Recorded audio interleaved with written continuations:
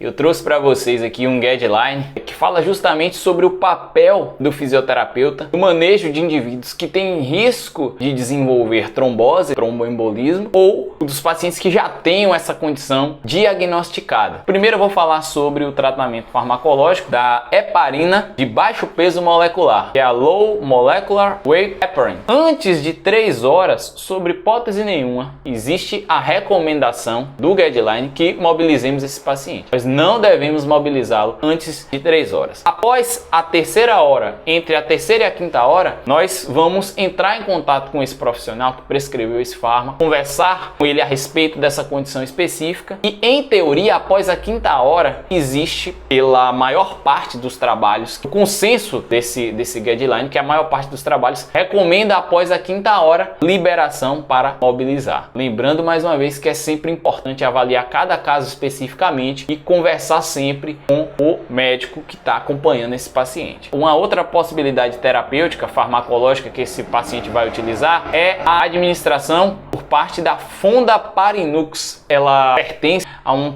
pentasacarídeo de heparina sintética. Então, após o tempo de administração, da mesma forma, antes de 2 horas, sob hipótese nenhuma, existe a recomendação que mobilizemos esse paciente. Entre a segunda e a terceira hora, conversar com o médico e após a terceira hora, existe, em teoria, a recomendação para mobilizar. Outro tratamento assim mais comum da gente ouvir falar é a heparina ultrafracionada, que aqui ele traz a sigla de UFH. Perceba como, ao médico modificar o tratamento, fármaco escolhido, a mobilização ela modifica também, então você tem que estar atento a isso. No caso da heparina ultrafracionada, após a administração, nas primeiras 24 horas, após a administração, não existe recomendação de mobilizar.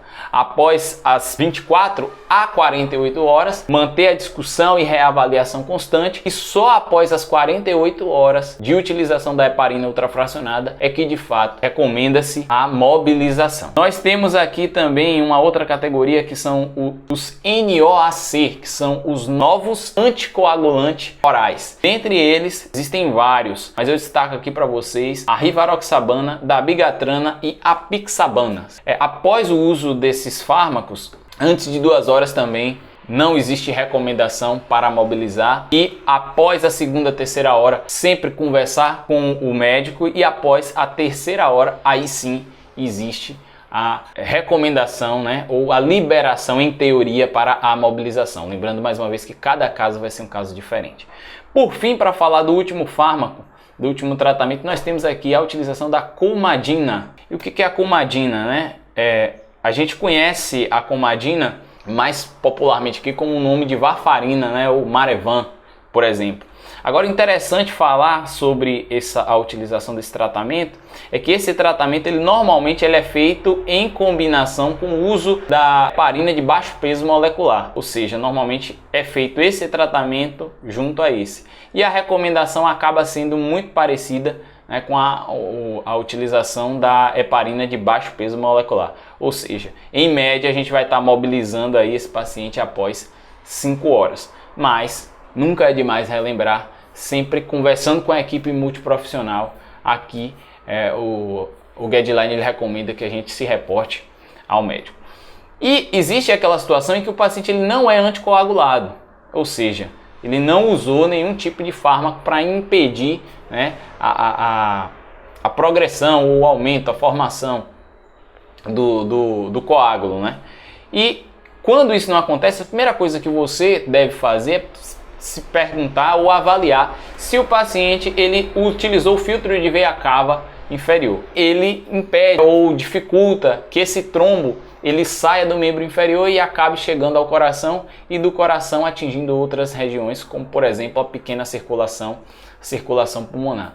Que a gente lembra que o trombo por si só já é algo ruim, mas ele pode tornar-se pior quando ele vira um êmbolo, quando ele sai do membro inferior e vai parar nos pulmões e pode acabar gerando um tromboembolismo pulmonar, e a gente sabe que numa condição como essas, a mortalidade ela aumenta significativamente.